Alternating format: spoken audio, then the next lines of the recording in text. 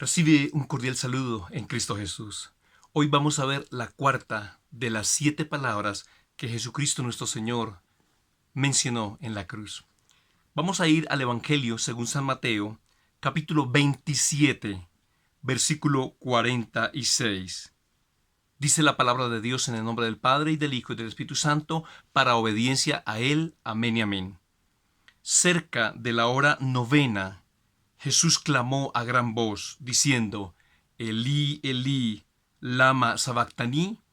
Esto es: Dios mío, ¿por qué me has desamparado?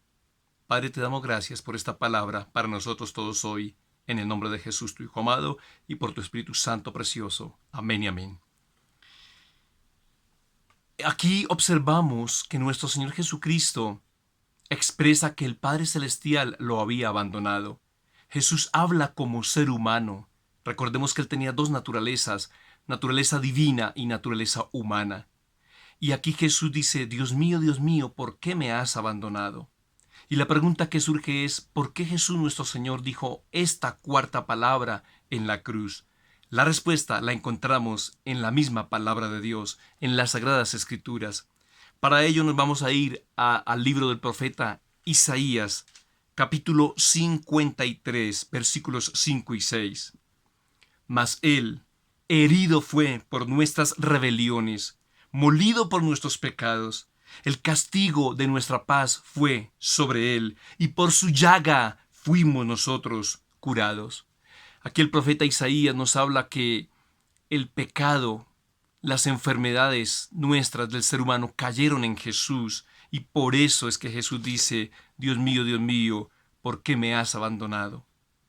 En segundo lugar, el apóstol Pablo, en segunda a los Corintios 5:21, expresa lo siguiente con respecto a este mismo tema: al que no conoció pecado, por nosotros lo hizo pecado, para que nosotros fuésemos hechos justicia de Dios en él. Jesús nuestro Señor nunca cometió ni siquiera un pecado en su vida. En Él no se halló engaño. Él fue tentado en todo, conforme a nuestra semejanza, pero sin pecado. Pero en ese momento en la cruz, el pecado de toda la humanidad estaba cayendo sobre Él.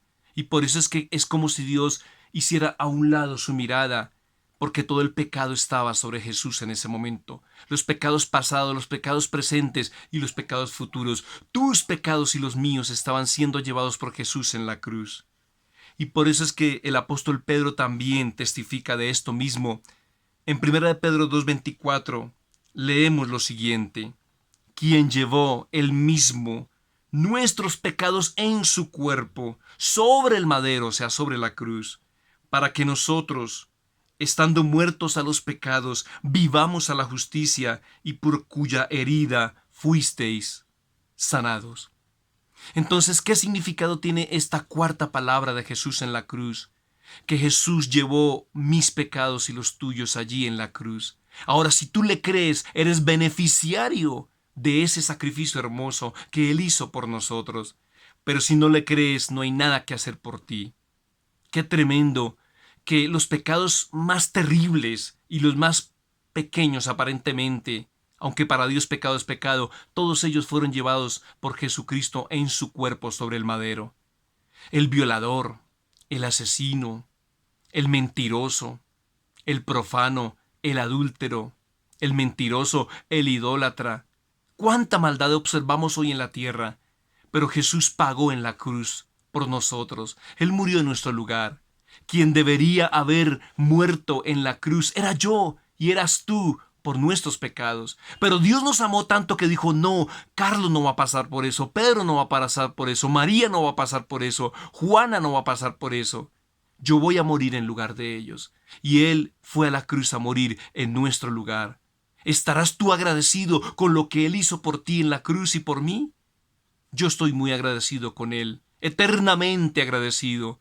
Ahora falta ver si tú también te unes a mi sentir para agradecerle a Él por haber enviado a su Hijo amado Jesucristo. No en vano la palabra dice en el versículo más importante de la Biblia, San Juan 3:16, porque de tal manera amó Dios al mundo que ha dado a su Hijo unigénito, para que todo aquel que en Él cree no se pierda, mas tenga vida eterna. Muy buen día en Cristo Jesús.